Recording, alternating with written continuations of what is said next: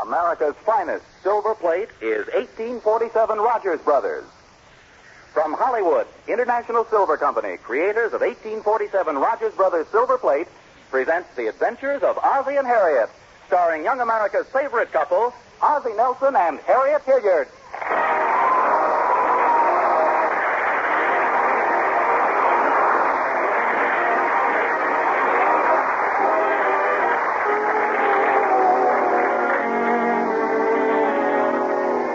And now, once again, let us visit the Nelsons at 1847 Rogers Road. As we join Ozzie and Harriet, they've just finished breakfast. Ozzie is reading the morning paper. What you reading, dear? The funny page? Now, why do you say that? Does it ever occur to you that I might be reading the editorial page or the financial page? Oh, I'm sorry, dear. What are you reading? The funny page. You know something? They must have used a lot of care the way they place these comic strips. What do you mean? But now, just look at little Abner and Dick Tracy. Who else besides Breathless Mahoney could exist next to the little stinker? Oh, that episode's been finished for weeks. You must have an old paper there. I don't think so. Oh, by golly, you're right. Oh, sure, I remember reading this article here. Incidentally, it's very unusual. Oh, really? What's it about? It's about a dog by the name of Dice Game. She had 8 puppies. Well, what's so unusual about that? She did it the hard way, 2 4s. Oh, Ozzie, that's silly. Morning, Mother. Morning, Dad. Good morning, David. Hello, son. Did you sleep well last night? Like a log. Just fine. How was breakfast? Well? Coffee was wonderful. And how are you feeling? Fine, dear. Great. Then I'd like to ask you for a raise in my allowance. Okay? Gee, thanks. No. Not right so fast. Tell me, how much are you getting now? 50 cents a week, Dad. And how much do you want? 75 cents a week. Oh, I'm sorry, David. It's absolutely out of the question. Why, Dad? Well, just think, David, how would it look if you were getting a bigger allowance than me? Say, why all this sudden need for money anyway, David? Well, I got expenses, like going down to the store and getting sodas. Oh, I see. And you usually take that little girl down the block, don't you? Sally Kinney? Yes, I do. And do you pay for her sodas? Oh, no, we're not that serious. Well, I still think that 50 cents is plenty for an 8-year-old boy. David, Daddy's just trying to tell you that you should learn the value of money. Well, that's just it, Mom. You want me to be thrifty and save my money, don't you? Yes. Well, I spend it all now, but if I got an extra quarter, then I'd have something to save.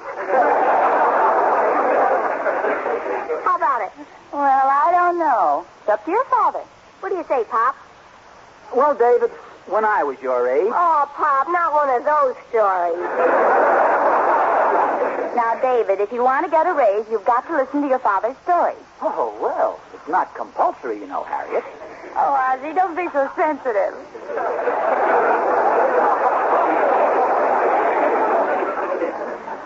Well, then tell me all about when you were my age, Pop. Well, I'm out of the mood. But I do think you're old enough to earn part of your spending money. Now, when I was your age... He's back in the mood again. Now, Harriet, please. I'll tell you, David, I know what he did when he was your age as well as he does. When your father was your age, he cut the grass every Saturday. The lawn was 150 feet deep and 75 feet wide. 78 feet wide. And full of the roughest, toughest, hardest to cut grass in the state. And a lot of little stones that always caught in the lawnmower. Who's telling this story, dear? Oh, excuse me, go ahead. But all he got for cutting all that grass was 10 cents. And sometimes he had a hard time collecting it, too. I'll tell you what I'll do, David. Our lawn is much smaller, but I'll give you 25 cents to cut it. Still thanks, Pop. Well, suppose I make it 35 cents. The lawn next door is smaller than ours, but they offered me 50 cents to cut it. What are they trying to do, ruin the child labor market? David, your father used to go from door to door selling magazines, soap, perfume, hair tonics, snake oil, rheumatism remedies. No, I didn't. The snake oil, but not the rheumatism remedies. Well, at any rate, David, you can see that your father was very industrious at your age. That's the way I think you ought to be, David. Go out and use your head. Sell something. Sell anything. It's very good training for you. Then I guess I don't get the raise, huh? Well, David, I feel you ought to earn the money for yourself somehow. It's for your own good. Okay, but I wish you wouldn't think about my own good so much. See you later. You know he's a good little guy, isn't he? He sure is. Would you like another cup of coffee, Ozzie? Yes, I would, if you don't mind. I don't mind, but does Gloria mind? Gloria? Oh, Gloria? Did you call me, Mrs. Nelson?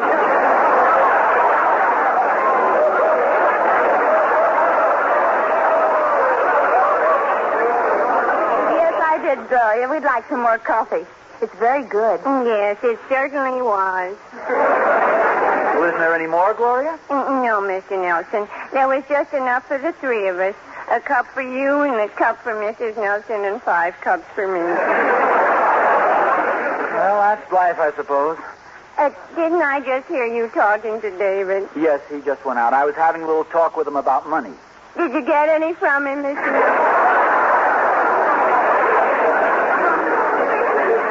No, Gloria. Mr. Nelson was merely trying to explain the value of money to David. We probably should have explained to him how to budget his allowance. You keep a budget, don't you, Gloria? Oh, of course I keep a budget. I've been keeping a budget for 10 years. Every time I spend any money, I put it right down in one column. And every time I make any money, I put it right down in the other column. Well, that's very wise, Gloria. Oh, yes. You know something, Mrs. Nelson. What? Someday I'm going to add it all up. How is it you learned to be so thrifty, Gloria? Well, I had to support myself from a very early age. You see, my father drank all the time. He was always stinking from drinking. Oh, that's too bad. But then one day my mother gave him the cure. Oh, she gave him the cure, huh? Was it permanent? Oh, it was permanent, all right. She used a shotgun. Well, that sounds permanent enough. Well, I better clear these dishes away. My boyfriend Elmer's coming over in a little while. Say, I haven't seen Elmer around lately. What's he been doing? The same old thing. Loafing. But last week you told me he had a job. Oh, he did. But it only lasted one day. He worked in a ladies' department store as a window decorator. Well, why did he quit?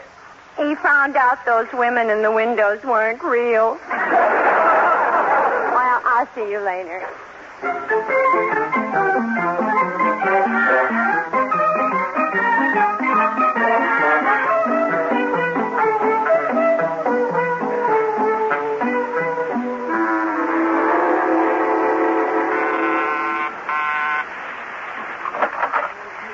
Hello, Sonny. Oh, here's the order from the grocery store. I'll take it, mister. Gee, look, you got a big hole in your coat. Oh, yeah, I know. I just tore it. And I got a date with my girl in a half an hour. I'm really in a spot. Say, I've got an idea. Would you want another coat? Well, you ain't exactly my size, Junior. No, I mean one of my father's. He's got some old ones that are in very good shape. I could sell you one. That's a great idea. Hey, look, see if you can find a blue one with a red stripe to go with these green pants. I'll find you a good one, all right.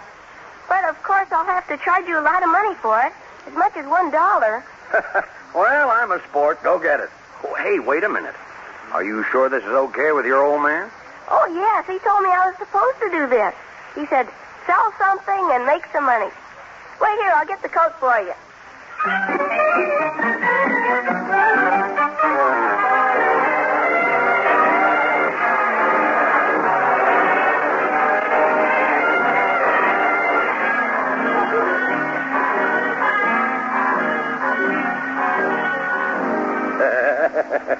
Are you glad to see me, Lana? Sure I am, Joe. And you look so wonderful, too. Say, that's a nice coat you got on. Oh, it's just a little something I had made.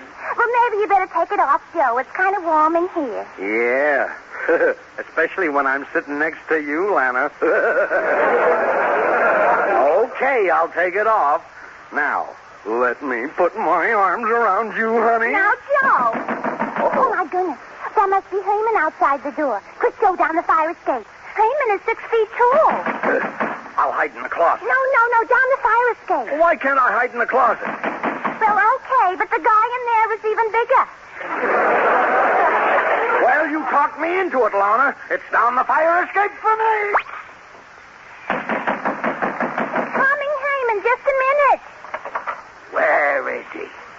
Take it easy, Heyman. There's nobody here. Don't give me that. I hate a guy talking in here. Oh, that was just an announcer on the radio. Oh, you're so cute. Come on, sit down, Heyman. Relax. Let me fluff up your muscles.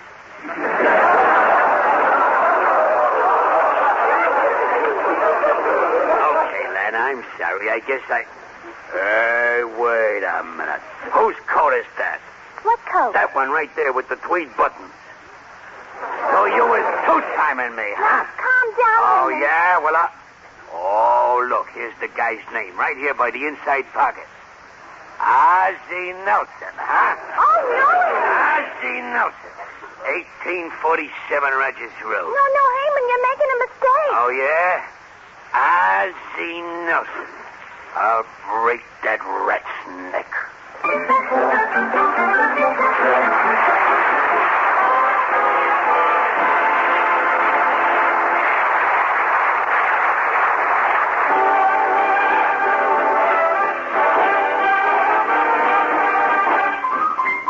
It's time for those lovely singing stars, the famous King Sisters.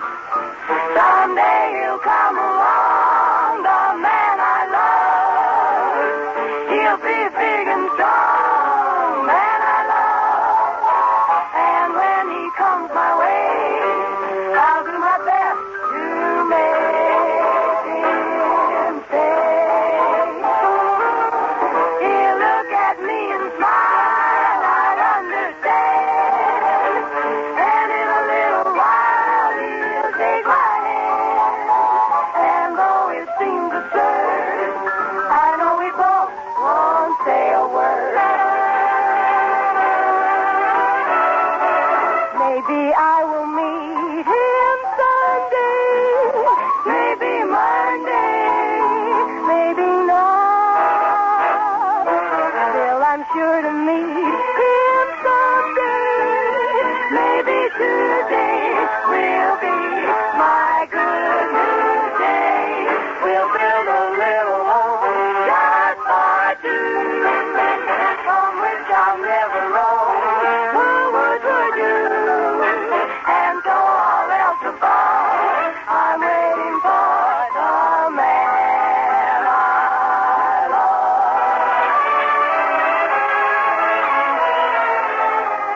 Maybe I will meet him someday. Maybe Monday. Maybe not.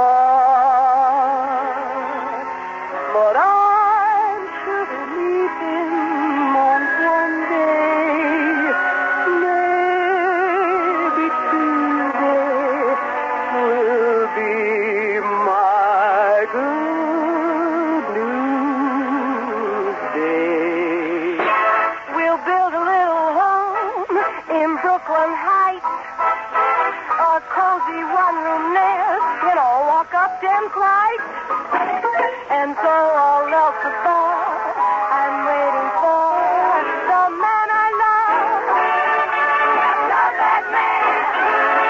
We'll build a little home that's just meant for two. I'd hesitate before I'd roam. I never want to leave again, boy, with you. And so all else above, I'm waiting for the man I love.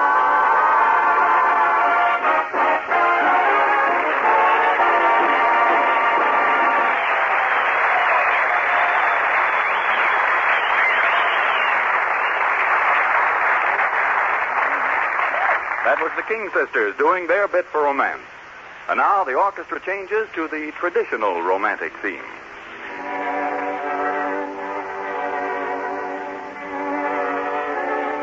I pronounce you man and wife. I pronounce you man and wife. I pronounce you man and wife. Yes, it's wonderful, friends, wonderful. Every GI and his girl getting married. Every GI and his girl going home at last. To the home they planned and dreamed about, lo, these many years. A home tastefully furnished with things they can be proud of for many, many years. Things like the silver plate of 1847 Rogers Brothers. There is silver plate that brings you beauty, imaginative design, lasting pleasure and satisfaction. In fact, everything about 1847 silver plate is so unusual and so fine that once you've seen it, you just can't be satisfied with any other silver plate. And it won't be long before your silverware dealer has it in stock for you. So wait for that day. Don't choose any silver plate for your new home until you've seen the finest 1847 Rogers Brothers silver plate.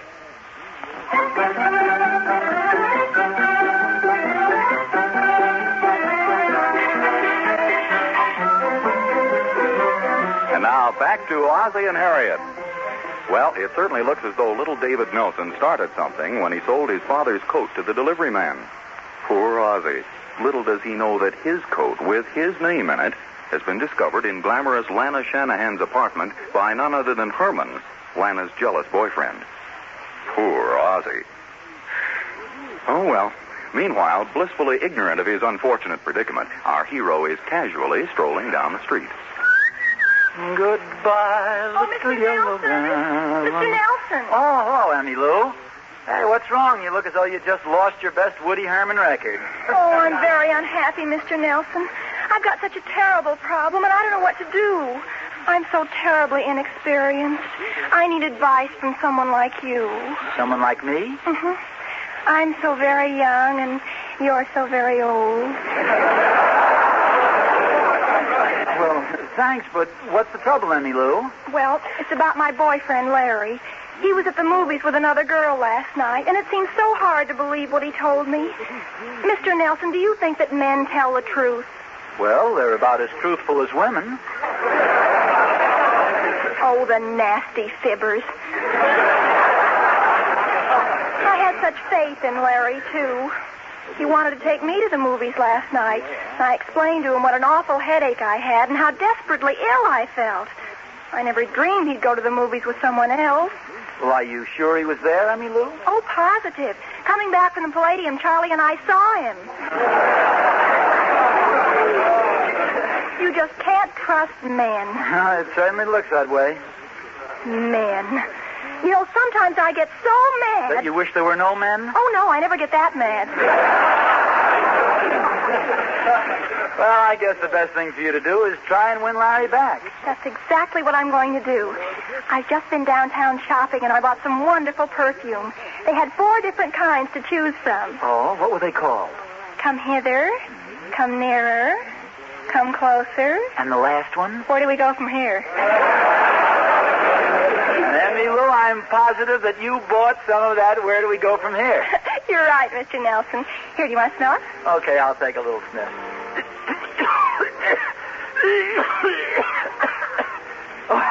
Oh, my gosh. That's some perfume. Well, that was nothing, Mr. Nelson. Wait till you take the cork out.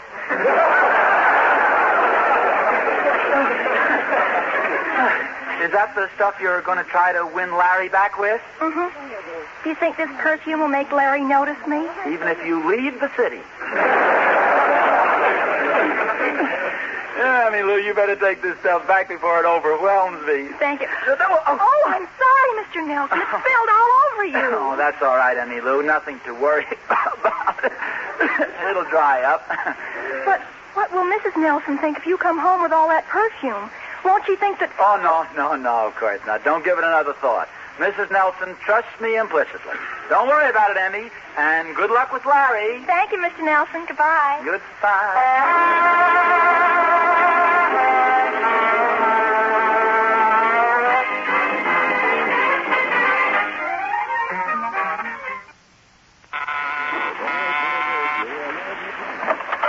Is Mr. Nelson in? No, I'm sorry. He's not in right now. That's too bad. I wanted to strangle him. Well, he should be back in about... What? You heard me, lady. I'm here to get that skunk. Why? Who are you, the little stinker? Is this a joke or something? This here ain't no joke. This here Ozzie Nelson has been running around with my girl, see? My husband running around with your girl? That's right, sister. And I intend to put a stop to that. Oh, you must be mistaken. My husband is the most faithful man that breathes. I intend to put a stop to that, too.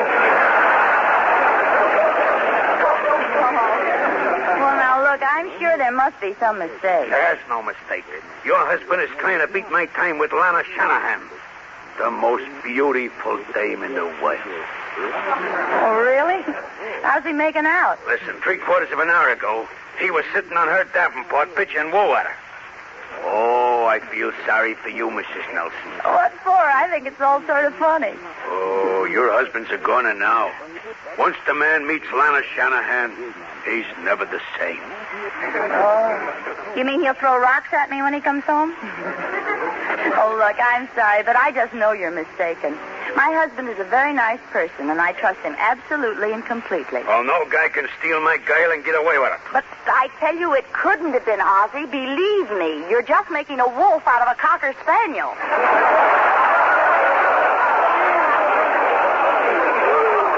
Lady, I ain't just guessing. I got proof. Here, take a look at this coat here.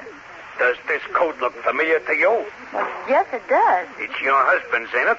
Yes, it's Ozzy's coat, all right. I'd recognize his shoulders anywhere. Well, I found this coat up in my girl's apartment. Oh, look, this whole thing is ridiculous. I don't care how many of his coats you found there. I got plenty more evidence, sister. The guy at my girl's place had kind of a low voice. Well, it might be Ozzy. He had a sort of a silly giggle. Well, that might be Ozzy. And he was making passionate love to her. You got the wrong guy.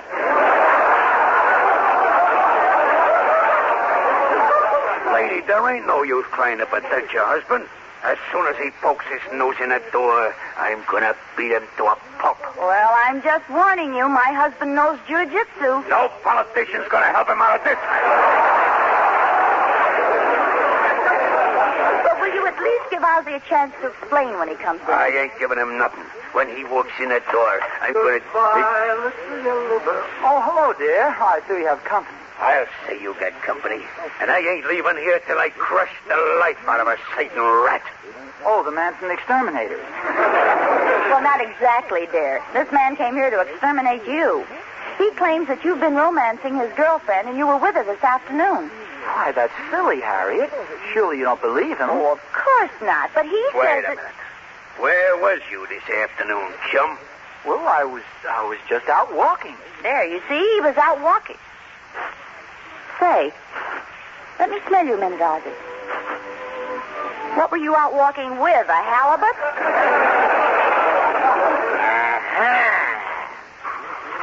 Just as I thought.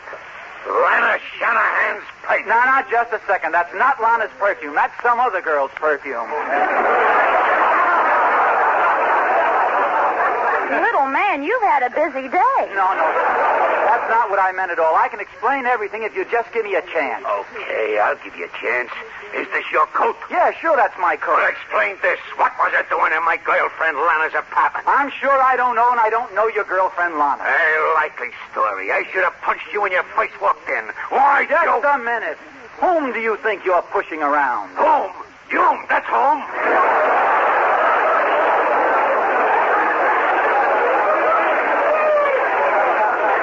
Is that so? Yeah, that's so. I got a good mind to punch you right in the nose.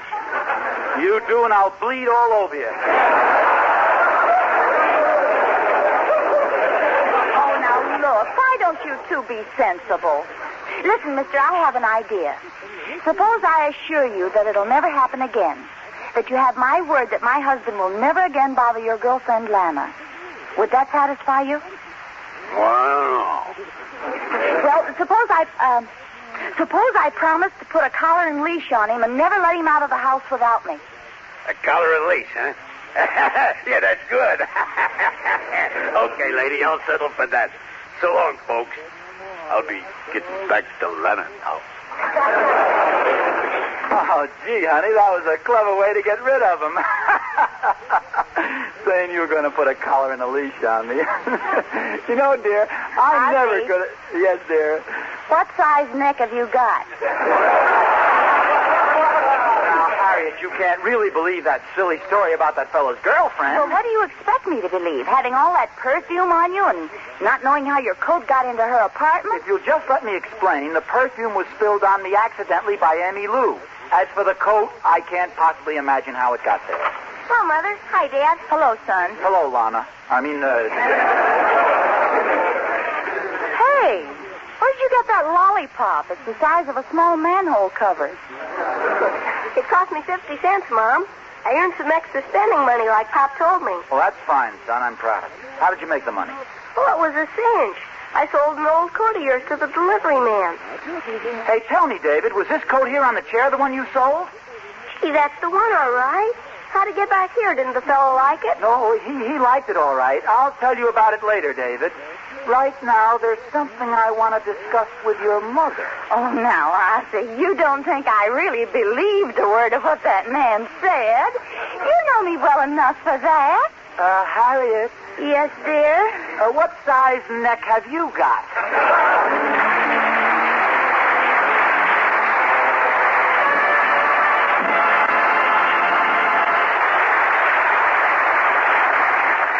The end of the war means many things to the silversmiths of 1847 Rogers Brothers. But it means one thing in particular. It means that they have already returned to the job they love, the creation of 1847 Rogers Brothers, America's finest silver plate. In the bitter, frightful years of war, their fine craftsmanship was devoted to turning out fighting equipment and life-saving equipment for our armed forces. But they're now back at their old tasks, creating silver plate that's the last word in loveliness. Silver plate that can't fail to give you a sense of complete enjoyment. So, friends, if you're planning to get silver plate, my advice is to wait until 1847 Rogers Brothers is again at your silverware dealers. That day is not far off. Sooner than you think, you'll be able to go in and ask to see 1847's unique patterns. The pattern Adoration, for example, which was such a pre-war favorite. Adoration has the high raised ornamentation and deep etching so like solid silver. It has the streamlined contours, the delicate chasing, and the exquisite finish that make it truly a prize in silver plate. A prize it will pay you to wait for. So remember the pattern name, Adoration. The creator, 1847 Rogers Brothers.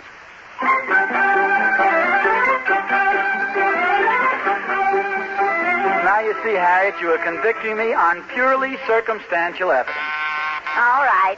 I forgive you, dear. Answer the door, please. Okay. You forgive me. I should be forgiving you. I knew you'd be sensible. Thank you, dear. Yes? Are you Ozzie Nelson? Yes. You are, huh? Are these yours? Holy smokes, my pants. Where'd you... Harriet. Yes, dear? I think we'll just have to give David a raise in his allowance.